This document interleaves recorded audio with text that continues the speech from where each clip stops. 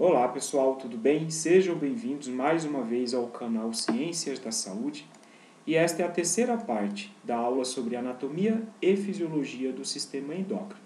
Nessa terceira parte eu darei continuidade às glândulas do sistema endócrino, sendo assim não deixem de assistir a primeira e a segunda. Então nessa terceira parte vou começar falando sobre as glândulas suprarrenais. Então, estas glândulas estão localizadas na região superior de cada rim, no espaço retroperitoneal, é o local onde os rins eles estão localizados. Todos vocês, com certeza, já estudaram a anatomia destas glândulas e sabem que as glândulas adrenais elas possuem uma região central, que é denominada de medula, e a parte mais externa, que é o córtex.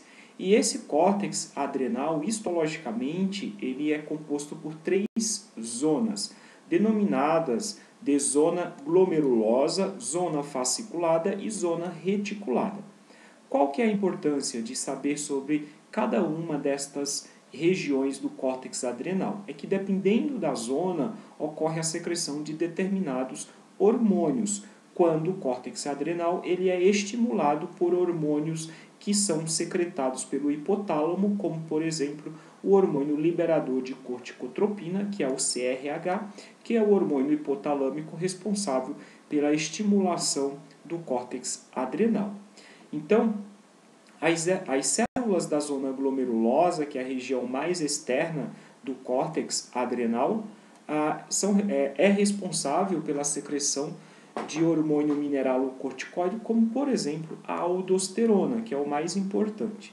Já na zona fasciculada, que é a região média, né, que está localizada mais abaixo da zona glomerulosa, é onde ocorre a secreção dos hormônios glicocorticoides, como por exemplo cortisol, corticosterona e cortisona. Já na zona reticulada, que é a região mais interna do córtex adrenal, é onde ocorre a secreção de hormônio sexual androgênico. Um outro ponto importante com relação à síntese, né, à produção desses hormônios, todos esses hormônios adrenocorticais que são produzidos, né, pelo córtex adrenal são exemplos de hormônios esteroides, né, são tipos de hormônios esteroides, ou seja, esses hormônios eles são todos formados a partir de um único precursor, que é um núcleo de colesterol. Então, a partir desse slide, eu irei falar sobre cada um desses hormônios que são produzidos pelo córtex das glândulas suprarrenais e a ação, né, os efeitos de cada um desses hormônios no nosso organismo e de que forma que esses hormônios eles são regulados. Então, começando pela aldosterona, como eu já falei, é o principal e mais importante mineralocorticoide. Esse hormônio é responsável pela regulação da homeostasia de dois íons no nosso organismo, que é o sódio e o potássio. Além disso, a aldosterona também ajuda a ajustar a pressão arterial e também o volume de sangue através do sistema renina-angiotensina-aldosterona, que eu irei falar sobre esse sistema no próximo slide. Também a aldosterona promove a excreção de íons H+, na urina, e essa eliminação de ácidos do corpo pode ajudar a evitar a acidose, ou seja, mantendo o pH do sangue normal, não deixando que fique abaixo de 7,35, por exemplo. Metade da aldosterona, que é produzida pelas glândulas suprarrenais, circula no nosso sangue de forma livre e a outra parte circula ligado às proteínas plasmáticas de transporte. E esse hormônio ele é metabolizado no fígado e excretado através da urina e também através das fezes como glicuronídeo ou como sulfato. E com relação ao mecanismo de ação da aldosterona, esse hormônio ele age no núcleo da célula-alvo, ou seja, em receptores que estão presentes no núcleo da célula-alvo, afetando a transcrição e a tradução do DNA. Então, aqui nesse slide eu vou estar explicando como que ocorre, né, a regulação da pressão arterial, assim como o aumento do volume de sangue, com a participação, né, decorrente da ajuda, da ação desse hormônio aldosterona, que é através da ativação do sistema renina-angiotensina-aldosterona. Então, em casos de uma situação como, por exemplo, ou melhor, situações como uma desidratação, ou no caso de uma deficiência de sódio, né, ou seja, uma redução plasmática de sódio, ou até mesmo em casos de uma hemorragia. Então, aqui são 3 situações, né, desidratação, deficiência de sódio e hemorragia, que contribuem para uma redução do volume de sangue e, consequentemente, uma diminuição da pressão arterial. Então, de que forma que a aldosterona ela ajuda, ela regula, né, ajusta a pressão arterial e assim também pode contribuir para o aumento do volume de sangue. Então, quando se tem essa deficiência de sódio e também uma diminuição da pressão arterial decorrente dessa redução do volume de sangue, o aparelho justaglomerular, que está localizado lá entre as arteríolas eferente e aferente, presente nos glomérulos renais, consegue detectar essa diminuição de pressão, assim como essa diminuição nas concentrações plasmáticas de sódio. E decorrente disso, esse aparelho justaglomerular, ele secreta uma maior quantidade de renina. E aí essa renina, a partir do momento que está circulando através do sangue, tem a capacidade de converter o angiotensinogênio hepático em angiotensina 1. Tudo isso no sangue. E essa angiotensina 1, quando ela passa pelos pulmões, através da enzima conversora de angiotensina, ocorre a conversão dessa angiotensina 1 em angiotensina 2. E aí a angiotensina 2, ela consegue atuar em receptores específicos nos vasos sanguíneos, induzindo uma vasoconstrição. Essa vasoconstrição vai ser importante para a elevação da pressão arterial, né? Como nós vimos aqui inicialmente, o indivíduo tem a diminuição da pressão. Então, é um mecanismo pelo qual a ativação desse sistema pode auxiliar na elevação da pressão arterial por conta dessa vasoconstrição. Além disso, a angiotensina 2, ela também consegue atuar lá no sistema nervoso central, induzindo a sede, né? Para que o indivíduo ele acabe ingerindo água, então essa água ingerida vai contribuir para a elevação do volume de sangue. Uma outra ação da angiotensina 2 é exatamente atuar lá no córtex das glândulas suprarrenais. Então, a angiotensina 2, ela, quando atua no córtex das glândulas suprarrenais, estimula essas glândulas também a produzirem o hormônio aldosterona. Então, esse hormônio aldosterona, secretado em maior quantidade, né, pelo córtex adrenal, decorrente desse estímulo da angiotensina 2, essa aldosterona ela vai atuar nos néfrons, nas estruturas tubulares dos rins, aumentando a reabsorção de sódio e a excreção, induzindo uma maior excreção de potássio e de íons H+. Então, conforme tem essa maior reabsorção de sódio, consequentemente também vai haver uma reabsorção de água e isso tudo vai contribuir para o aumento do volume de sangue e, consequentemente, aumento da pressão arterial. Então, aqui nós podemos ver como que a aldosterona ela consegue, né, contribuir, ajudar nesse ajuste da pressão arterial, assim como no aumento do volume de sangue. Então agora eu vou falar sobre os glicocorticoides, né? Os glicocorticoides são responsáveis pela regulação do metabolismo e também pela resistência ao estresse. Então, os principais glicocorticoides que apresentam essas funções, né, de regulação do metabolismo e também confere uma resistência maior ao estresse são o cortisol, a corticosterona e a cortisona. E quais são os demais efeitos, né? Quais são os outros efeitos que esses hormônios também apresentam?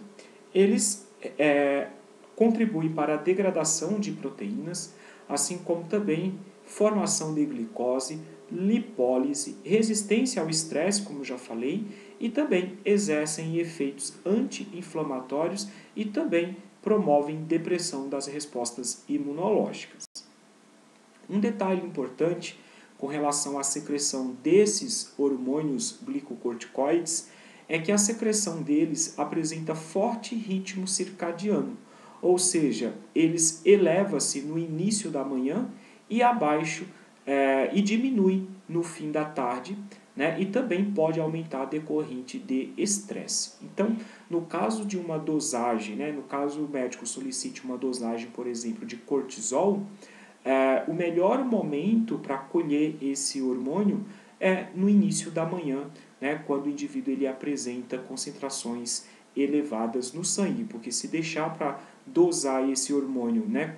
Colhendo o sangue em outros momentos do dia, né, conforme vai passando o dia, as suas concentrações elas vão diminuindo. O cortisol, né, desses três, né, cortisol, corticosterona e a cortisona. O cortisol é o glicocorticoide produzido primariamente em maior quantidade, né? Então, o cortisol, comparado aos dois, é o que é produzido primeiro e em maior quantidade, e ele é o que é responsável por aproximadamente 95% de todas as atividades exercidas por esses hormônios aqui. Quando secretado no plasma sanguíneo, 94% do cortisol ele se liga à transcortina, que é uma globulina, uma proteína transportadora de cortisol, e 6% desse hormônio fica livre. Também esse hormônio ele é metabolizado pelo fígado e excretado pela urina, tanto na urina como também nas fezes, como glicuronídeo ou como sulfato. Aqui, nessa imagem ao lado, nós podemos ver como que ocorre a regulação por feedback negativo das secreções de cortisol. Então, o hormônio liberador de corticotropina, que é o CRH, é o hormônio hipotalâmico.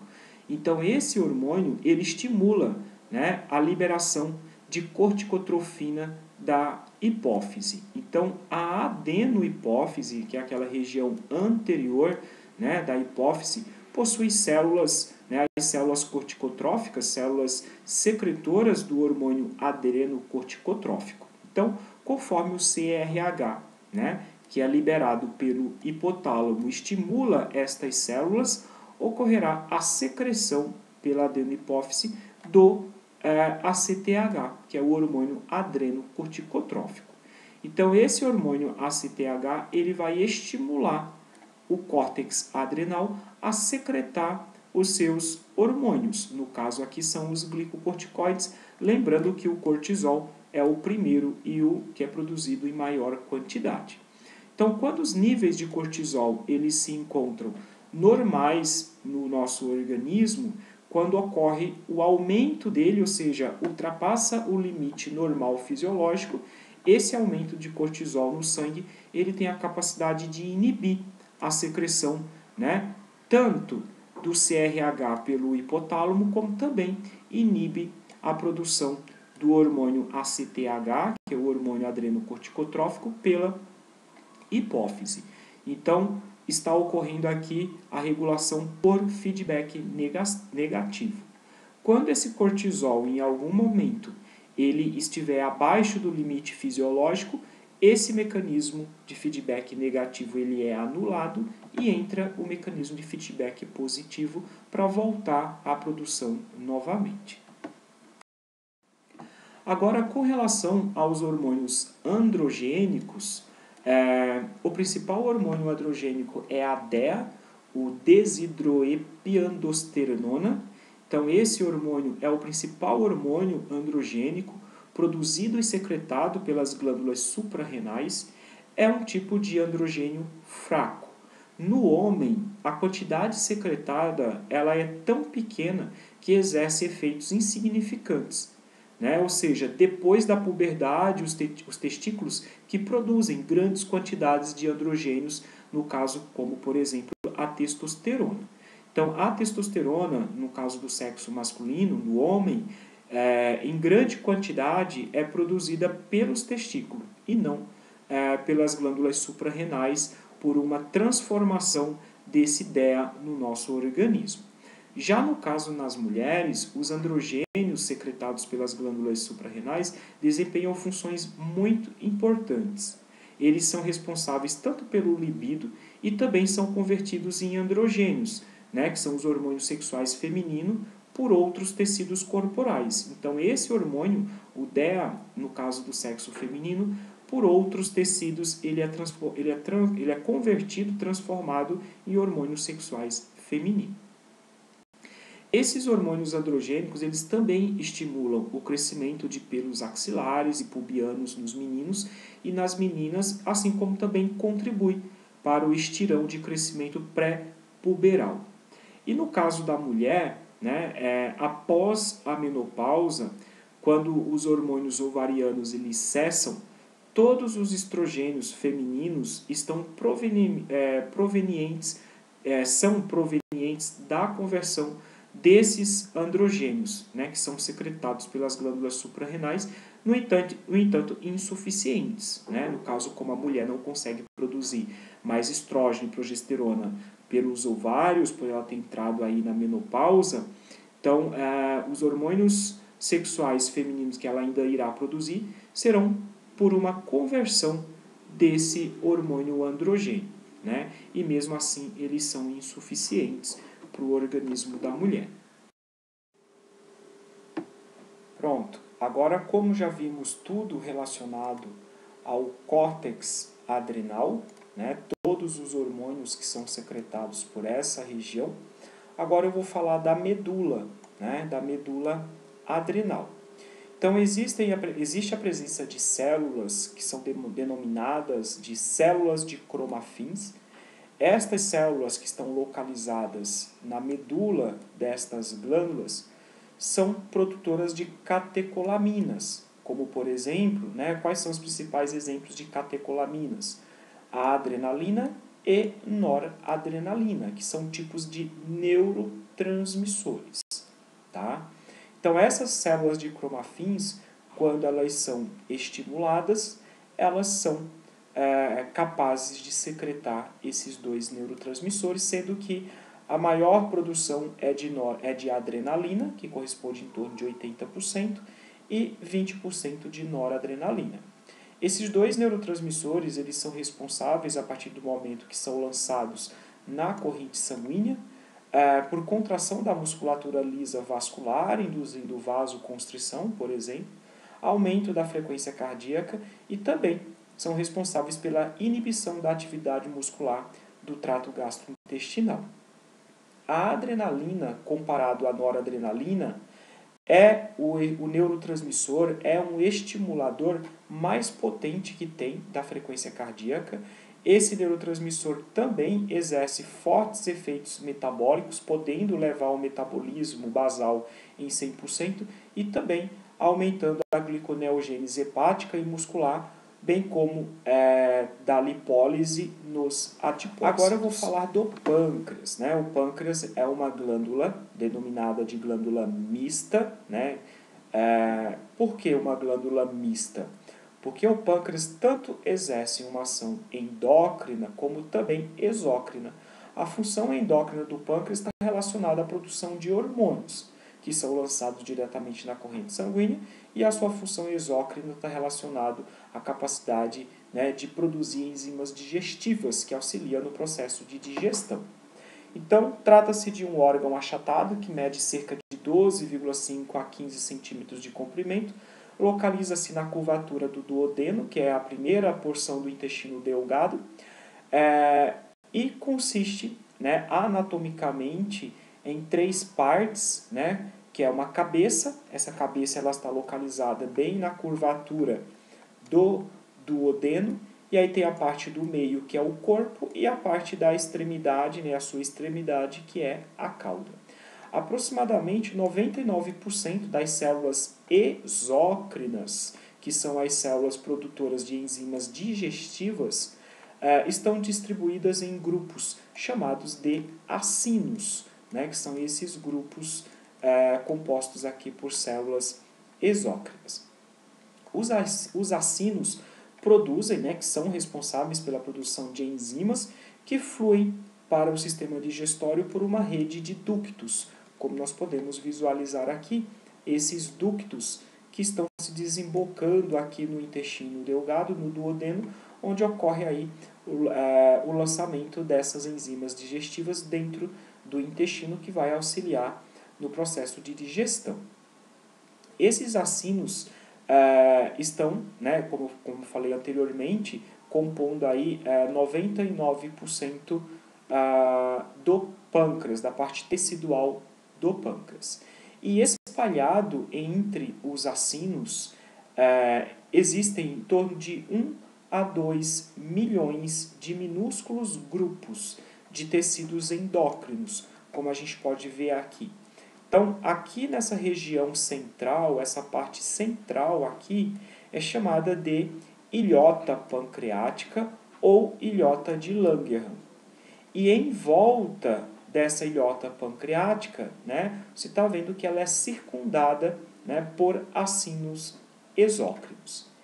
E essas ilhotas pancreáticas, elas são compostas por vários tipos de células, que veremos no próximo slide. Então, quais são as células que constituem essas ilhotas pancreáticas ou essas ilhotas de Langerhans? Então, são 4 tipos de células, né? E cada uma destas células são capazes de produzir hormônios, né? Hormônios que são lançados na corrente sanguínea, que são exemplos de hormônios reguladores. Então, as células alfa são responsáveis pela secreção do glucagon, e as células beta são responsáveis pela produção de insulina. Até então, essas ilhotas pancreáticas são compostas por uma maior quantidade de células beta, que corresponde aí a 70%, né, das células que constituem essa ilhota pancreática, são células beta produtoras de insulina. As células delta são secretoras do hormônio somatostatina. Esse hormônio ele é idêntico ao hormônio inibidor do hormônio do crescimento, que é secretado pelo hipotálamo. E tem também as células F, né, que essas células são capazes de secretar polipeptídeo pancreático. No caso da somatostatina, né, esse hormônio ele tem a capacidade de inibir a liberação tanto da insulina quanto do glucagon. Já no caso, o polipeptídeo pancreático inibe a secreção da somatostatina, também inibe a contração da vesícula biliar e a secreção de enzimas digestivas pelo pâncreas. Então, a ação da somatostatina, assim como a ação desses hormônios polipeptídicos, acontece em células vizinhas, né, nas demais células que compõem ali essa ilhota de Langerhans ou ilhota pancreática. Então, aqui é um exemplo de ação que é uma ação parácrina, né? São células que produzem o hormônio que atua numa célula vizinha, regulando, né, a capacidade secretiva dessa outra célula, estimulando ou, no caso, inibindo. Então, quais são as funções exercidas pela insulina e pelo glucagon? Então, como que ocorre o controle, né, desses dois hormônios? Então, a principal ação da insulina é reduzir os níveis de glicose plasmática que se encontra muito elevada no sangue. Então, quando se tem muita glicose, no caso um quadro de hiperglicemia, né, a insulina tem como função reduzir esses níveis de glicose que estão elevados. Tá? Já no caso do glucagon, ele tem uma função antagônica, né? Ele tem uma função aí oposta à insulina. O glucagon tem como função elevar o nível plasmático de glicose que se encontra abaixo do normal. Então, quando a glicose está muito abaixo do normal, como no caso de uma hipoglicemia, o glucagon tem como função aumentar os níveis de glicose no sangue, trazendo aí para os níveis normais. Então, o nível de glicose sanguínea controla a secreção desses dois hormônios via mecanismo de feedback negativo. Então, como podemos ver aqui nesse desenho, o nível, né, baixo de glicose, no caso uma hipoglicemia, faz as células alfa a secretarem o quê? O glucagon, que as células alfa secretam glucagon. Então, essa produção do glucagon ocorre no caso de hipoglicemia, né? Quando o nível de glicose está muito abaixo do normal. Então, o que esse glucagon ele faz? De que forma que ele vai elevar os níveis de glicose no sangue, né? Deixando esses níveis normais? Então, o glucagon atua nos hepatócitos, convertendo o glicogênio que está armazenado em glicose, e também forma glicose a partir de ácido lático e também de certos aminoácidos. Então, consegue, né, converter aí certos aminoácidos em glicose. Além disso, a glicose liberada pelas células do fígado eleva o nível sanguíneo de glicose até o normal, né? Então, se essa glicose sanguínea ela continuar subindo, né, até o momento em que se atinja uma hiperglicemia, ou seja, ultrapasse as concentrações fisiológicas normais, essa glicose agora ela precisa diminuir, né? Então, nesse caso de hiperglicemia, que é o excesso de glicose no sangue, vai agora estimular outras células, né, que são as células beta, as células produtoras de insulina. Então, o que a insulina ela vai fazer? A insulina ela acelera a difusão facilitada de glicose para dentro das células, né, para reduzir, para tirar a glicose, né, plasmática. Conforme ela passa para o interior das células, suas concentrações circulantes vão diminuindo. Acelera a conversão de glicose em glicogênio, ou seja, a insulina faz com que a glicose que está em excesso ela fique armazenada na forma de glicogênio, né, no tecido hepático principalmente. Aumenta a captação de aminoácido e a síntese de proteína e acelera a síntese de ácidos graxos. Então, dessa forma, os níveis sanguíneos de glicose diminuem. E aí, se essa glicose ela diminuir, ela continuar caindo, né, diminuindo, e o indivíduo desenvolver uma hipoglicemia, aí vai ocorrer a ativação das células alfa, que são as células produtoras de glucagon novamente. Então, as concentrações de glicose, né, a concentração plasmática de glicose é responsável pela regulação desses dois hormônios, né? Então, só reforçando, quando a glicose está em excesso, vai ter uma maior produção de insulina para diminuir a glicose no sangue. Se essa glicose estiver muito insuficiente, muito abaixo do normal, vai haver uma produção maior de glucagon, para o glucagon elevar esses níveis de glicose. Então, esses dois hormônios, eles precisam estar ali, de certa forma, em homeostasia, né? Claro, para que eles estejam em homeostasia, estejam aí nas suas concentrações fisiológicas normais, os níveis de glicose também precisam estar normais no sangue. A insulina é uma proteína derivada de um pré-pró-hormônio e de um pró-hormônio, com o peptídeo C sendo o remanescente desse pró-hormônio. Então, esse pró-hormônio, no processo de formação, né, de produção da insulina, vai dar origem a um peptídeo C. Então, concentrações do hormônio peptídeo C no sangue pode ser usado para quantificar a produção endógena de insulina, porque uma coisa vai estar diretamente relacionada à outra. Então, a insulina, quando ela é produzida e é secretada na nossa corrente sanguínea, ela circula de forma livre no plasma sanguíneo e apresenta uma meia-vida plasmática curta, de 6 minutos aproximadamente. E sua eliminação do plasma sanguíneo é realizada pelo fígado e pelos rins. Esse hormônio atua nas células-alvo se ligando a receptores específicos, que são os receptores de insulina, né? E aí o que acontece?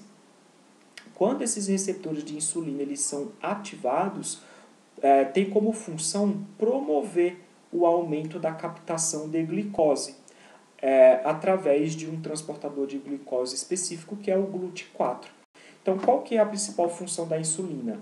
É fazer com que a glicose ela entre para dentro das nossas células. Né? Então, para que essa glicose ela entre, ela seja captada pelas nossas células, né? Como, por exemplo, células musculares, células hepáticas, né? Células, enfim, todas as células, né? do nosso corpo necessitam de glicose. Né? Então, de que forma que ocorre essa captação? Ocorre através desses receptores do tipo GLUT4, que é o principal tipo de receptor transportador de glicose.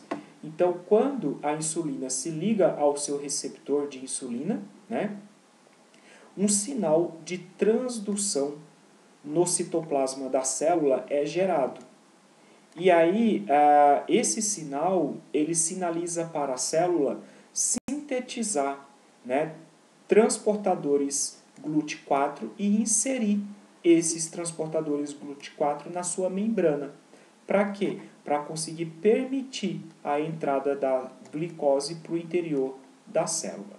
Então, se essa célula ela não receber esse sinal, se esse sinal de transdução no citoplasma não for gerado, ela não recebe essa sinalização, ela não é sinalizada para inserir, né, para sintetizar e inserir esses transportadores GLUT4 na membrana para poder, né, ter aí a entrada, para permitir a entrada da glicose para dentro da célula.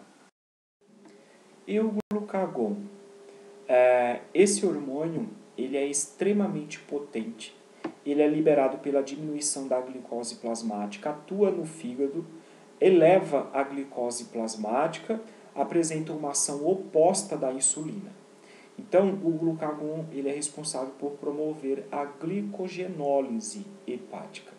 E o consumo de proteínas também aumenta a secreção tanto de glucagon como também de insulina.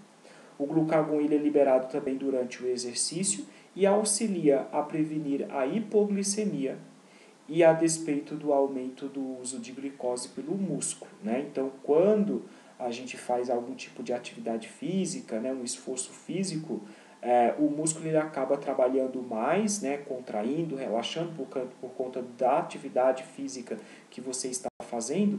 Então, nessa situação, ele acaba necessitando, né, uma quantidade maior de glicose. Tá? Então, o glucagon ele é liberado em grande quantidade, principalmente durante o exercício, para poder fazer com que os níveis de glicose eles aumentem, para que o indivíduo não desenvolva uma hipoglicemia por conta desse aumento da atividade muscular.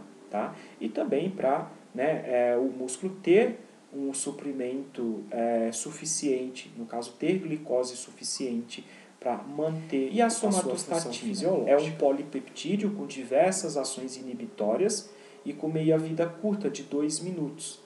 A sua liberação é estimulada mediante níveis plasmáticos elevados de aminoácidos, de ácidos graxos e de glicose, e também é estimulado pelos hormônios gastrointestinais. Tá? Então, quais são as ações, né? Quais são os efeitos desse hormônio no nosso organismo? A somatostatina ela inibe a liberação de insulina e de glucagon por um efeito parácrino. Né? As células produtoras da somatostatina, conforme secretam esse hormônio, já atua ali do ladinho nas células alfa, assim como nas células beta, de uma forma parácrina, né? Inibindo a liberação desses dois hormônios, e diminui também a atividade e a secreção do trato gastrointestinal de gastrina, ácido gástrico e pepsina. Né? Então, gastrina, ácido gástrico e pepsina são secreções produzidas pelas células da mucosa do trato gastrointestinal. Esse hormônio também tem a capacidade de diminuir essa secreção. E reduz a secreção de hormônio do crescimento também. Né? Como eu já falei anteriormente, esse hormônio ele é muito, muito semelhante ao hormônio inibidor do hormônio do crescimento. E o resultado final da ação desse hormônio, qual que é? É de retardar a absorção de nutrientes pelo trato gastrointestinal, prolongando a duração da absorção intestinal dos alimentos após uma refeição. Né? Então, esse hormônio faz com que a absorção intestinal ela seja mais lenta, né, e de forma mais prolongada. E os ovários e testículos, né, que também são glândulas do sistema endócrino. Então, são órgãos responsáveis por produzirem os gametas, tanto masculino quanto feminino, os espermatozoides e os óvulos, os ovócitos, respectivamente, e também secretam hormônios. No caso dos ovários, eles são responsáveis pela síntese de estrógeno e de progesterona, que são hormônios fundamentais para, né, determinação das características sexuais femininas, assim como para todo o mecanismo de reprodução. E também os ovários são responsáveis pelo armazenamento das células reprodutivas, no caso dos folículos e depois dos óvulos. O estrógeno e a progesterona, que são os dois hormônios produzidos pelos ovários, são os principais hormônios sexuais femininos. Na puberdade, esses hormônios eles são responsáveis pelo crescimento das glândulas mamárias e o alargamento dos quadris e ajudam também a manter as características sexuais femininas secundárias. Então, o estrógeno e a progesterona, assim que são hormônios ovarianos, assim como o FSH e o LH, que são hormônios gonadotróficos, que são hormônios hipofisários, então esses 4 hormônios eles são essenciais para manter uma regulação do ciclo menstrual, assim como pela manutenção da gravidez e preparar as glândulas mamárias para a lactação. Então, qualquer alteração nesses hormônios, né, tanto ovariano quanto hipofisário, vai interferir diretamente nessa capacidade reprodutiva. Um outro hormônio também que é produzido pelos ovários, assim como pela placenta, é a relaxina ou relaxina, né? Então, esse hormônio ele aumenta a flexibilidade da sínfise púbica durante a gravidez e ajuda a dilatação, a dilatar o colo uterino durante o trabalho de parto. E os testículos, né? Então, os testículos são glândulas também endócrinas chamadas de gônadas masculinas.